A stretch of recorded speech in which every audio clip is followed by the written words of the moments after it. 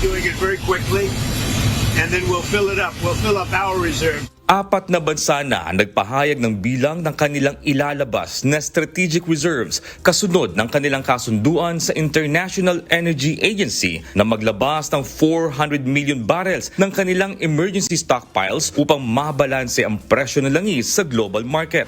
Inatasan ni US President Donald Trump ang US Department of Energy na maglabas ng 172 million barrels ng langis.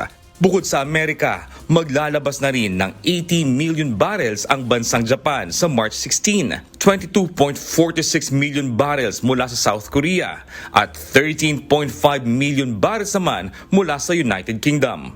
Ayon kay IEA Executive Director Fatih Birol, umabot na sa unprecedented scale ang hamon na kinakaharap ng mga bansa dahil sa giyera, kung kaya kinakailangan itong gawin.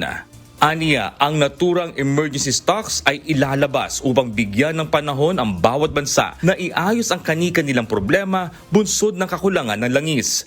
Ayon naman kay US Department of Energy Secretary Chris Wright, hindi supply ang problema sa ngayon kundi logistics dahil maraming oil tanker na transit sa Strait of Hormuz ang nakatenga at hinahanapan pa ng paraan kung paano ma-deliver sa mga bansang nangangailangan nito.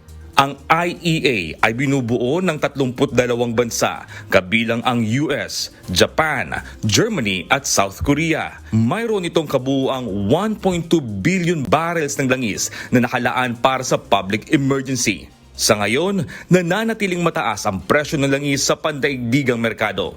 Ngayong araw, March 12, muling pumalo sa $100 per barrel ang presyo ng Brent crude, habang ang Texas crude naman ay umakyat na sa $95 per barrel.